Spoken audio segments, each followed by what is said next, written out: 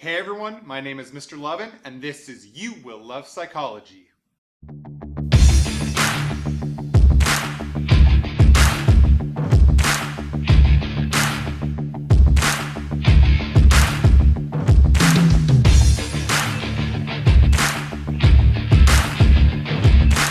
Today we're going to take a look at the topic of biology and psychology.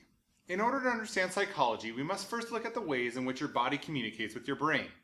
Your body is made up of over 100 billion neurons. Neurons are a specialized cell that transmits nerve impulses.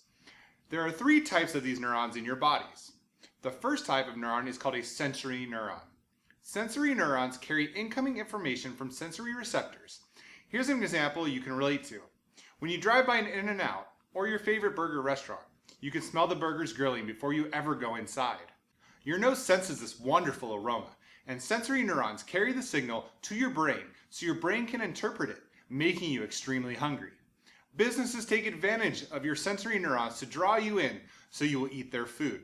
I swear, In-N-Out pumps that magical aroma on purpose. It smells so good.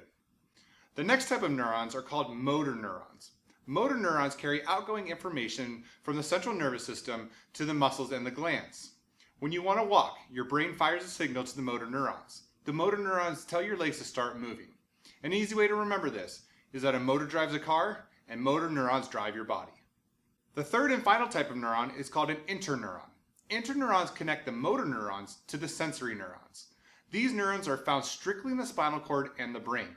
Interneurons are the most abundant neuron in your body. The connection between these neurons is quite unique. The connection point is called a synapse, and actually is a small space where the neural impulses jump from one neuron to the next. This space is called the synaptic gap. All of these neurons create a system of communication in your body called the nervous system. At the core of the nervous system is the central nervous system. The central nervous system is made up of the brain and the spinal cord. Many people think this is the entirety of the nervous system, but that is not true. This is simply the main communication hub of your body. The brain and the spinal cord need to receive its information from somewhere, and that is where the rest of the nervous system comes into play. The peripheral nervous system is made up of your body's sensory and motor neurons that connect your central nervous system to the rest of your body. This is how you receive and send information throughout your body. The somatic nervous system helps control your body's skeletal muscles. This is how you make your body move. Finally, the autonomic nervous system controls your glands and automatic muscular functions, such as your heartbeat and your breathing. You can thank your autonomic nervous system for allowing you to focus on more than just breathing in and out and making your heart beat. Could you imagine if you had to focus all of your energy on things that we don't even think about 99% of the time? There wouldn't be much to life if you had to think all the time, breathe, heartbeat, breathe, I'm getting hot, I need to start sweating, I need to cool down. I'm just tired just thinking about it. The autonomic nervous system plays another huge role in your life. There are two parts to this autonomic nervous system, the sympathetic and the parasympathetic nervous system. Have you heard of the phrase fight or flight? Sympathetic nervous system engages your fight or flight reaction to stressful situations. The purpose of the reaction is to help you get out of a dangerous situation. If you encounter a bear in the woods, you will either fight it or you'll run away.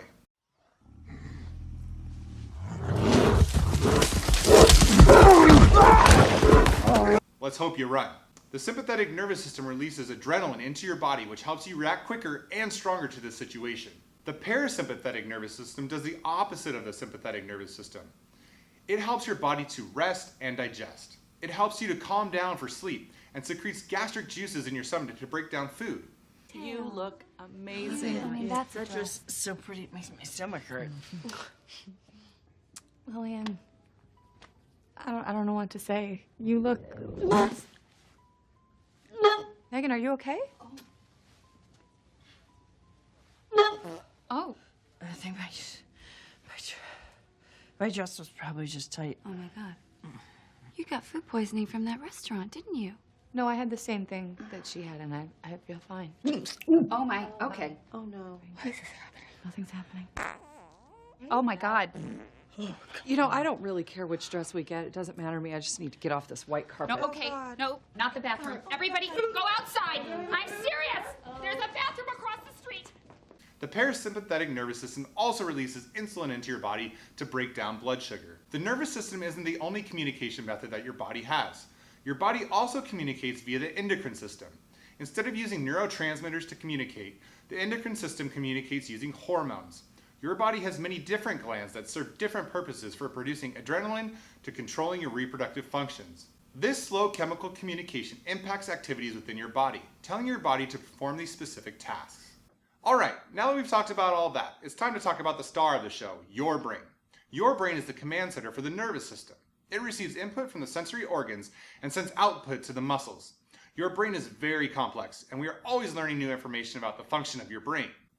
First is the frontal lobe. Your frontal lobe is located at the frontal and upper area of the cortex. It carries out higher mental processes such as thinking, decision-making, and planning. You use your frontal lobe almost every day.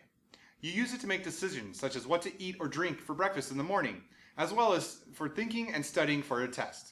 The frontal lobe is also where our personality is formed, and where we can carry out higher mental processes such as planning.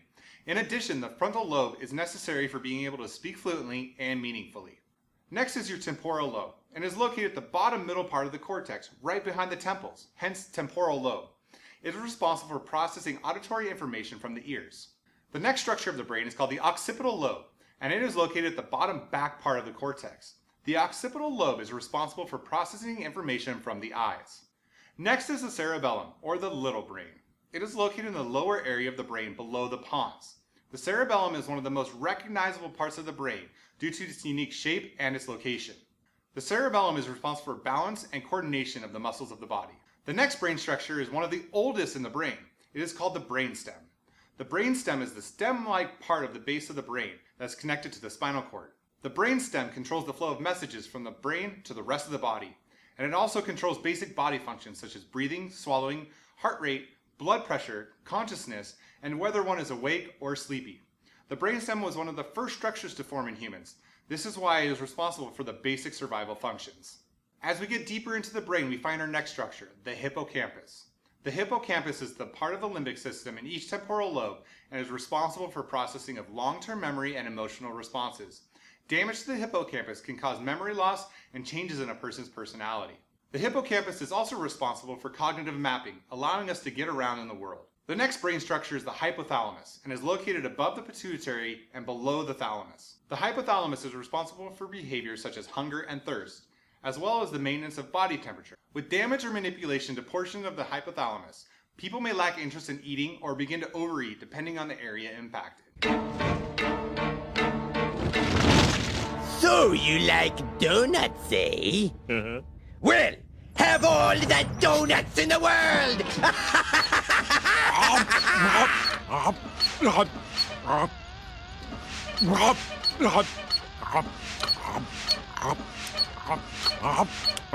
More.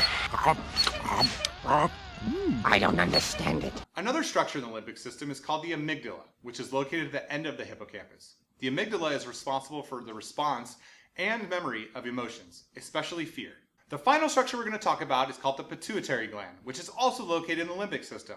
The pituitary gland is a small pea-sized gland that plays a major role in regulating vital body functions and general well-being. It is known as the body's master gland because it controls the activity of most of the other hormone-secreting glands. And that is it for our discussion on the way the body interacts with the brain.